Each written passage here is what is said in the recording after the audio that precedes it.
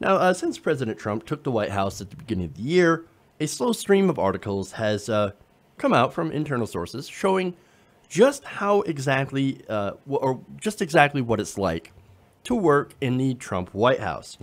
And boy, is it not good. It turns out that a lot of the people working in the White House have essentially turned into babysitters. So what I want to do is I want to run down a lot of what these inside sources have said about the president since he took office. Now, these are, of course, these are internal leaks, right, from various White House staffers and aides speaking to the press on the condition of anonymity. Now, these, different stories, these pieces that I'm going to pick out were also posted by Daniel Dresger. Now, he put them all into tweet form to point out how the president's staff literally treats him like a toddler, like a little baby. Now, this is awesome. Now, this first one, this is from a Washington Post article from back in April. He said Trump turns on the television almost as soon as he wakes. So it's talking about his TV habits. Then checks in periodically throughout the day in the small dining room off the Oval Office, and continues late into the evening when he's back in his private residence. Once he goes upstairs, there's no managing him. And basically, yeah, when they're saying that a lot of advisors had to try to stop him from watching so much TV. It's sort of like how somebody would try to manage their kids, but they couldn't manage his off time. They're like, well, we try to fill his itinerary as much as possible, and that's actually later on. I've got a quote on that. So that we can stop him from doing stupid things and saying stupid things, right? Now, look, them trying to police his TV time kind of reminds me of when I was a kid. My mom used to shut off the TV and say, okay, you need to go outside, you need to get some air, right? You need to go get some exercise, go run around, do something. They have to literally do that with Trump, okay? And look, one of the reasons is so he doesn't get angry at all the negative news stories. Because there are other reports where he would literally yell at the TV when there's a negative report. Now, I've got more. This was from an article in Politico at the end of April that explains how they get Trump prepared for certain things, right? They educate him. Quote, you don't walk in with a traditional presentation, like a binder or PowerPoint. He doesn't care. He doesn't consume information that way, said one senior administration official. You go in and tell him the pros and cons and what the media coverage is going to be like. Now, that's, of course, important. They're talking about, well, how's the press going to cover this? Like, how's it going to cover you? This is how they'll cover you. He'll make a decision based on what the press says, especially of Fox News. Was Fox News going to say it's favorable? Great. Oh, I'm going to do that then. Are you sure that's wise? Yes, absolutely wise. He's in it for TV. He's a TV guy. That's all he cares about. Am I going to get good, favorable press and good ratings?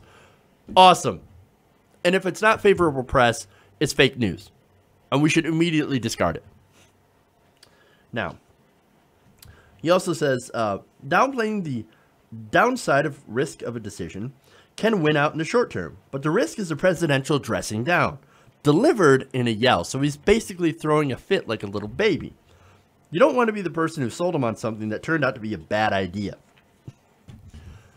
So, I'm pretty sure people will be afraid to give him any advice. Because if it's not good advice, or if it doesn't work out in the end, well, he'll throw a fit, he'll yell at you, like a child. Now, they go on to talk about, again, his TV habits, and this is from articles later on. Advisors have tried to curtail Trump's idle hours, hoping to prevent him from watching cable news or calling old friends and then tweeting about it. And there's a story where he was like, why can't I call Michael Flynn? I want to talk to Michael Flynn. No, you're not supposed to call this guy. Don't call him. The aides are like, don't do it. You're going to get yourself in trouble. He is a member of an active investigation. Don't call him, but why can't I call him? And then to keep him away from, of course, the TV. Now, that, of course, only works during the workday, though Trump's evenings and weekends have largely remained his own. And that's, of course, when you see him 3 a.m. or 6 a.m. doing a tweet storm of ridiculous things. Now, Another aide said, it's not like the White House doesn't have a plan to fill his time productively, but at the end of the day, he is in charge of his schedule. He does not like being managed. Again, just like a child, you have to have somebody to fill his schedule so he doesn't get bored and do something destructive. Here's another, and this time it deals with his temper. Now, this is from an article in Politico written in May about Trump trying to deal with another man baby, and that would be Kim Jong-un. It said White House officials said privately there was no broader strategy behind the interviews. GOP strategists and Capitol Hill aides were puzzled by it all. I have no idea what they view as a successful media hit. So here's Trump going around and giving ridiculous interviews. One GOP consultant with close ties to the administration said, he just seemed to go crazy today. Here's another one from the Wall Street Journal. According to one House GOP aide, Mr. Trump's public pronouncements create an unnecessary amount of drama and raise expectations in an unhelpful way.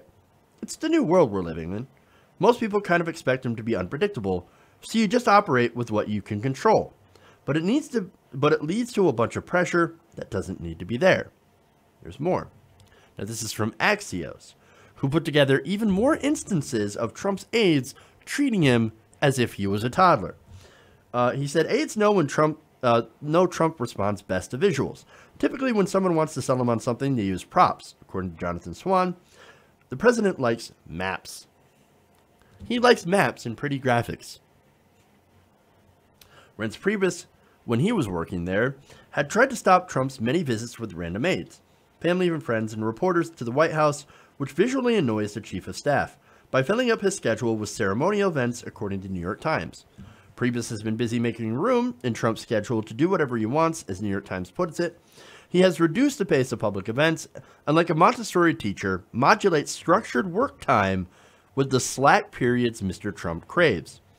Staffers also include positive local news clippings in Trump's morning briefings instead of the possibly more negative headlines from a national paper, they told the Post.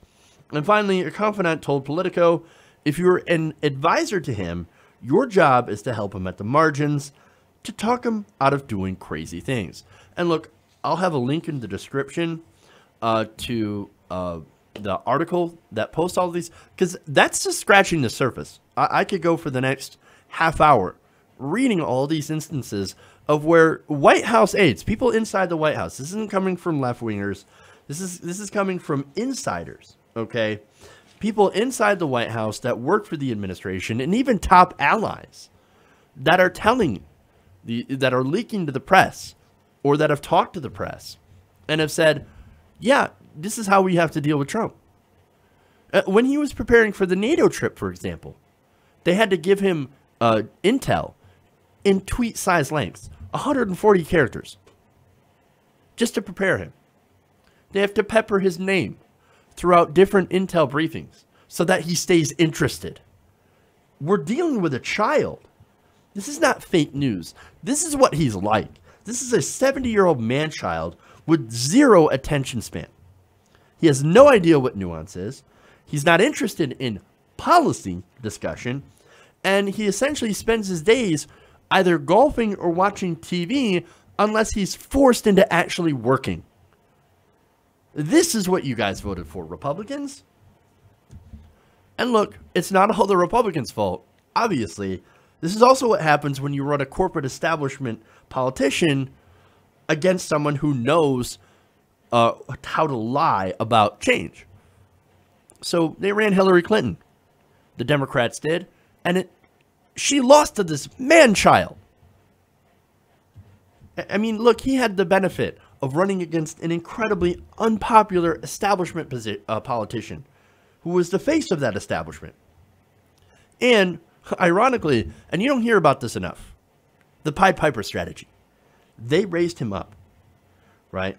So their strategy was to, during the primary, because Hillary Clinton was so incredibly unpopular, and there weren't a lot of people who wanted to vote for her, they said, okay, well, let's take one of these crazy Republicans and let's elevate him up. Let's bring him up. Let's give him all sorts of attention in the news media so that we can run against one of those and win. Well, we all know how that turned out. But look, the whole point of this is to show, again, how not just how Donald Trump is a man-child, we know that, but how he's also dangerously incompetent. And at the end of the day, is just a sad, sad baby. We've got to get him out. We've got to get him out. Hey everybody, thanks for watching this video. If you want to see more like this, please hit the subscribe button below. And if you want to support truly independent progressive media, please consider becoming a patron at patreon.com/TYTNation.